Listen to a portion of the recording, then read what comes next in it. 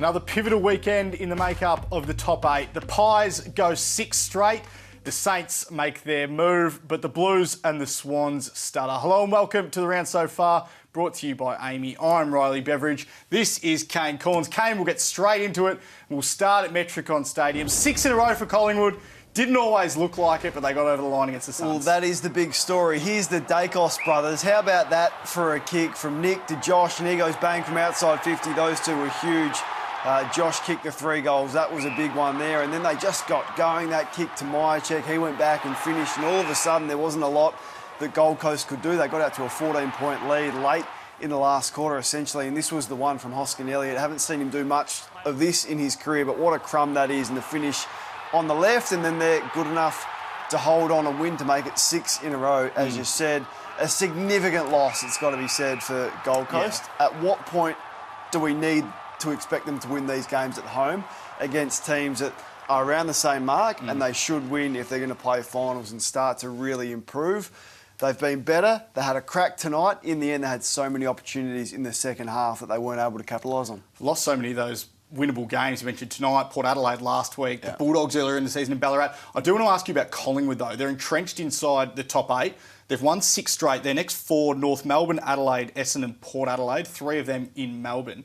Could they go 10 in a row? Well, they could. I mean, it'd be difficult. We saw Melbourne do it earlier on in the year, so I wouldn't have expected we'll be speaking about Collingwood like this at the start of the year. I didn't think they'd play finals. So, incredible story. It's a lesson to other clubs that are thinking about rebuilding. Yeah, you can reset, but I don't know if you need a full-blown rebuild. So for the likes of West Coast to still keep that core group of senior players, Adams and Pendlebury and Howe and Cox around the place, side bottom have been so important. And then you get the young players developing underneath. Yeah. But they're clearly playing for each other. They have a crack. Their confidence is up, and they came from nowhere to win that game tonight. Jordan De Goey made his return. Quiet night for him, just the 11 disposals. What do you make of his performance? Yeah, poor night. But it's what you get when you go and spend your mid-season break in Bali. Didn't look like he was doing too many ground balls or too many chest marks. He was really rusty, and it could have gone one of 2 ways. He could have really exploded in and made a statement. He didn't do that tonight, and this was a big moment late in the game that he dropped and made a bit of a mess of that one. So you think and you hope he'll be better for the run. This was the one good touch he did have late in this game, and this led to the Hoskin Elliott goal. But all in all, a really disappointing night, and probably as expected with the preparation that he's had. One man who did have a good night, another player out of contract, Isaac Rankin.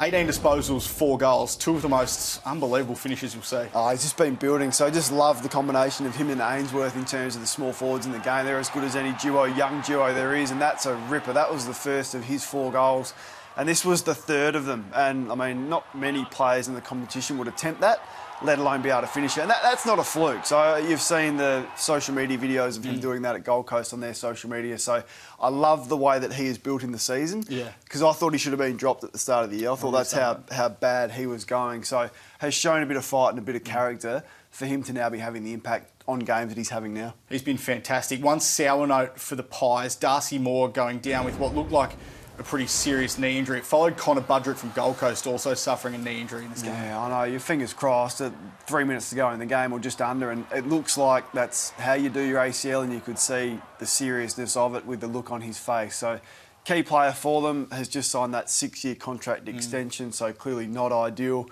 with the investment that they've given him. Fingers crossed it's not the worst, but it certainly looked pretty bad. We'll head to the MCG, and what a difference 6 weeks makes. Essendon gets over the line against Sydney. They were 26 points down earlier in this game. It looks like they could get blown out. Yeah, this is Stringer. So the impact that he had in the last quarter, 2 goals including that one. So that was the first of the 2 that he kicked. This is the second, and then he set up Langford with an unbelievable goal assist a little bit later on. Really quiet in the first half. He only had 6 possessions in the first half. The second half he had 11 and 2 goals. There's Redmond. What a goal that was. A great, exploitation of the stand rule and then the celebration after. So there was some character in this performance because they conceded goals early, 5 in the first quarter, and a lot of those were from back half transition, which has been their issue all year, almost the worst in the comp at defending it. But, they just maximised their entries late. They kicked 6 goals from 17 entries in the last quarter, and apart from that goal from Warner, Sydney were just unable to stop the flow of momentum. You mentioned it was a win with a lot of character. and we mentioned at the top, they've played each other twice in 6 weeks. That game at the SCG where the Swans battered them was almost their lowest point in the season, Essendon. Zach Merritt, speaking after the game, had this to say. Yeah, I mean, I think, when you're 3-11, obviously the fish rots at the head, and I feel like as leaders we haven't been standing up enough for this young group, and there's obviously a lot written about us as leaders, and it's time that we responded and start to set the standard for those younger boys to follow, and it was nice to get a bit of reward today. And Merritt did lead the way. He kicked 3 goals. They've won 2 of their last 3. Of course, they lost to the Eagles, sandwiched in between there. Are they coming good? What do you make of it? It must be frustrating to be a Bombers fan. Yeah, it would be because that's what they're capable of. What they showed against St Kilda a couple of weeks ago is what they're capable of. Yeah. But then they turned their toes up in other games, like that one that you mentioned against Sydney in round 9. And it was such a game of momentum. That's what we're seeing this year in game and in season, is that the teams that have the momentum, Sydney had it early, then they got it again in the third, and then Essendon came home in the last, as we said. But yeah, a really disappointing day for the Swans, you would think. They've been so up and down, and that pivotal third quarter where they kicked 2-8 from those 20 inside 50s, and they continually turn the footy over in their front half, which is exactly how you would have wanted to play. But in the end, I mean, this is as simple as you want to make it. This could pretty much be the difference in the game with their inability to convert some pretty easy opportunities. Yeah, they had a lot of opportunities. As you mentioned, 2 goals, 8 from 20 inside 50s. And the contrast to that, Essendon kicked 2-1 from 6 inside 50s. This is the quarter where they really should have put the game beyond doubt. They were unable to do that.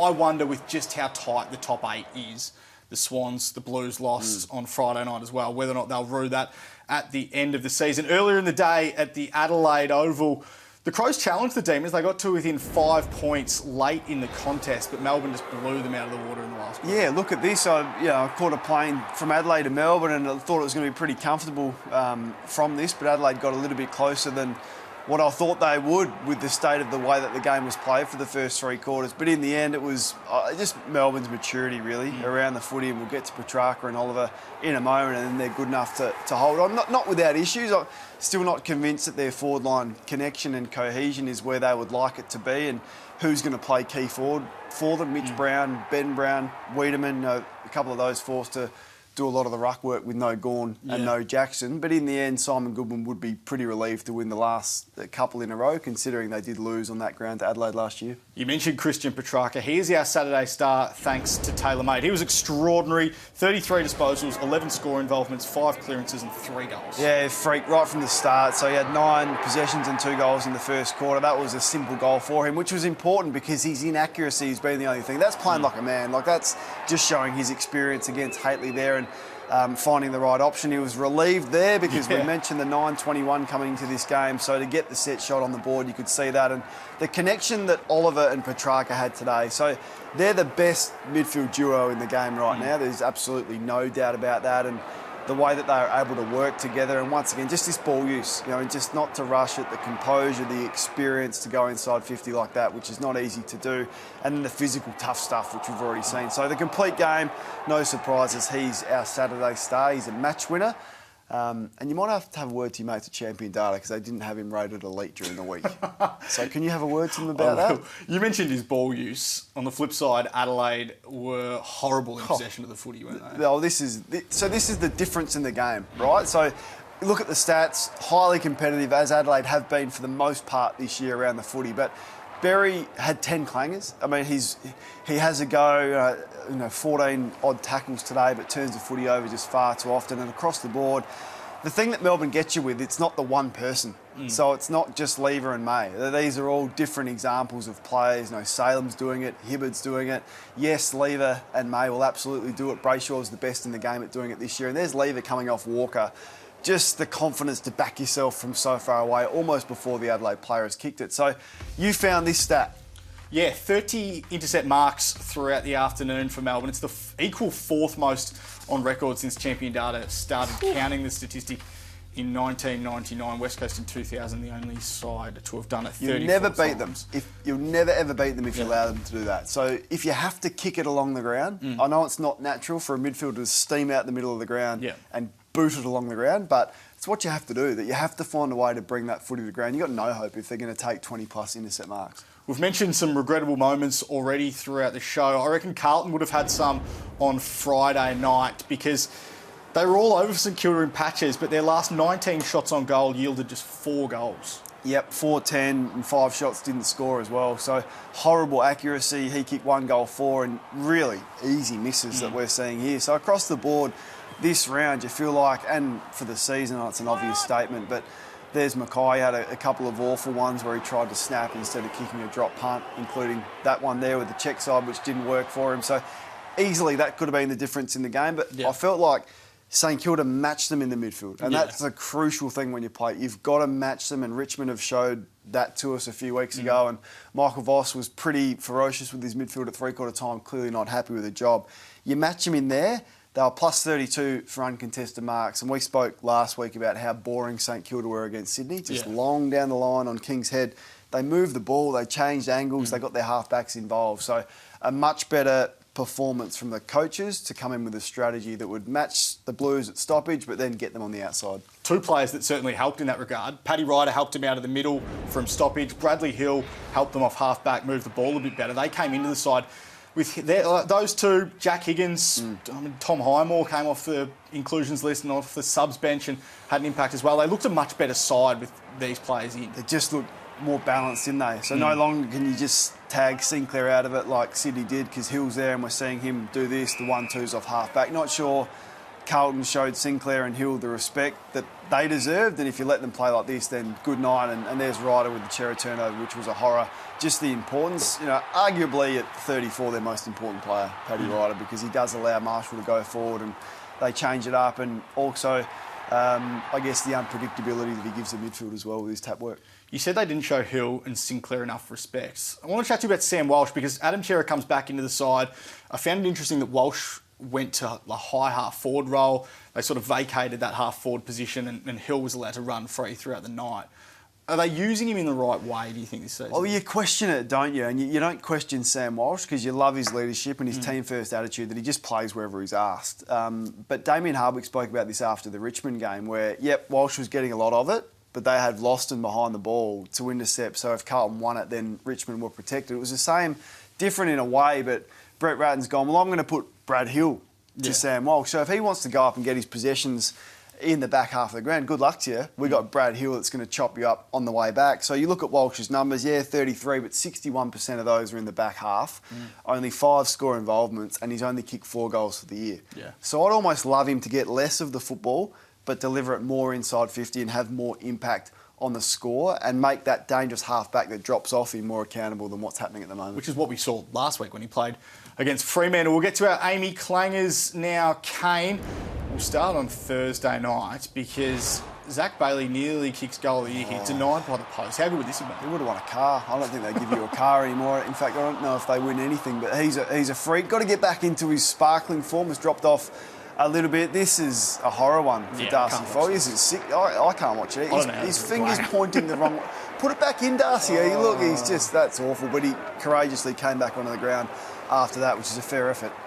Taylor Walker now, he takes a mark, a three-quarter time score and goes, okay, first of all, Taylor, you're over the mark, so it's not going to count. Secondly, you're 150 metres out. Did he get a kick for that? I don't know. And lastly, if you're at this local footy game, you're not getting your mail anytime soon, are you? He's just having a bit of a break. I don't mind that. No wonder my letters are taking so long to arrive. Support your local side. All right, we will go to footy on Thursday night now, where Brisbane eventually saw themselves over the line against the Western Bulldogs. Charlie Cameron cut them up. He had 12 disposals, 4 goals, but 9 goal assists. I want to watch Brownlow night because umpires just hand him out to midfielders. If he doesn't get 3 votes on Brownlow night, we should have a protest, really, because he was unbelievable. Charlie Cameron, he's involved in everything. So he kicked the 4, but he had the 5 goal assists and was quite unselfish with the way that he went about it. Had the Scott matchup you're seeing there. So the ability to break 2 tackles and play with physicality that I'm not sure I've seen from him. So the one-on-one duels here, get the ball on the ground and in behind you, good night. He's the most dangerous proposition for any small defender in the game, and he was just a joy to watch. We've been critical of the Western Bulldogs and their backline throughout the entirety of the season. There was a couple of instances of that and just the ease in which the Lions were able to stroll into goal. Yeah, we've gone behind the goals here. So the ball coming down the one side of the ground, you do have to actually empty out your forward line and check the other side as well. So that's Cameron again getting involved. They're just poor defensively, and you can see there's a lack of work rate and there's a lack of, I guess, connection with each other. So there's Rayner.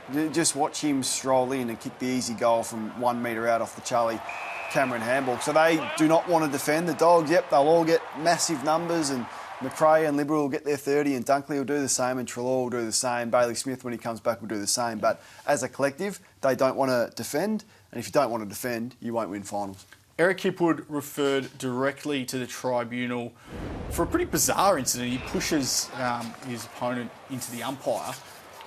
Now, there's no guidelines for this in terms of how the MRO can view it, so they send it straight to the tribunal. What do you think he's looking at? No, I don't know. I'd be guessing. I would think it's a fine, really. I mean, You don't think it's weeks? No, I don't. I think he could probably argue that his way out of it, that he didn't mean to push his opponent into the umpire, and forwards have always been able to do that. Now, he got a goal out of it, which It looks worse because he's It does. He uncontested. bobs up inside 50 all alone. So, look, I expect him to get a fine. Would I be surprised if he got a week? No, but it's probably a real stern warning from the AFL, and that's why they've sent it to the tribunal. Dane Zorko and Daniel Rich both injured with hamstring injuries in that one, so one to watch there for the Lions. We'll head to GMHBA Stadium now, where Geelong thrashed North Melbourne on a really dark night for the Kangaroos, 112 points. This game was best summed up in the first 11 seconds, really. Oh, well, this is Dangerfield. Just welcome back. I mean, how good did he look? I mean, not huge numbers, but just did perfectly what he needed to do there.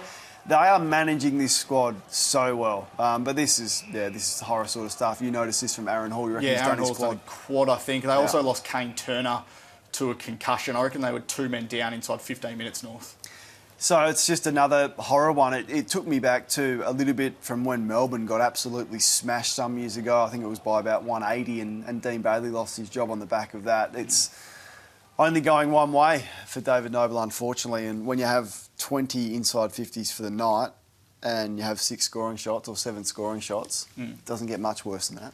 I think he had 8 inside 50s in the second half, North Melbourne. I want to get to Ben Mackay because they've thrown him forward the last couple of weeks and it hasn't gone his way.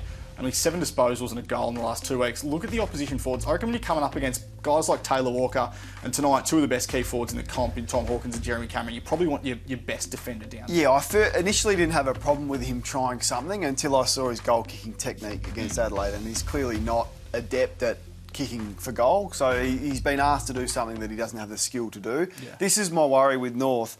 Are players like Ben Mackay going to say, I've had enough, I'm in the prime of my career, I'm going to go to a club that needs a key defender? Like, he could fit in perfectly at the Dogs. How much could Carlton use him right now to play with his brother?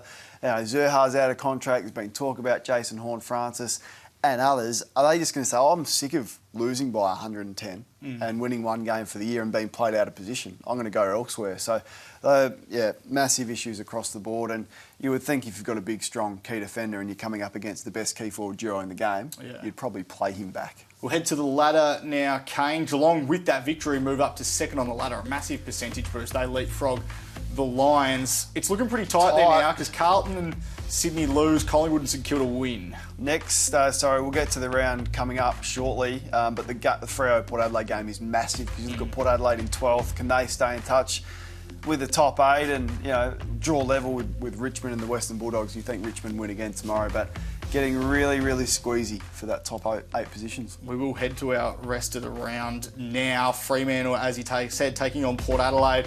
Richmond should win, you'd think. GWS Hawthorn's an interesting game. Bit of rain around up there, apparently, in Sydney. And in Sydney and Queensland tonight as well. It was pouring down, but there's going to be a downpour for that Giants Hawthorn game. Freo Port, though, as you mentioned, Port have elimination finals basically for the rest of the season now, don't they? Yeah, they do. They can't afford to drop many more, maybe 1 or 2 more for the rest of the year, unfortunately, after starting 0-5. We'll head to our one more thing now. Kane, you're a Robbie Williams fan? I don't mind him. I'm not a big music guy. This is a good get for the AFL, though, It right? is. He'll play on grand final day. Yep. Probably the biggest pre-match entertainment we've seen since the Killers, you'd think, 2017?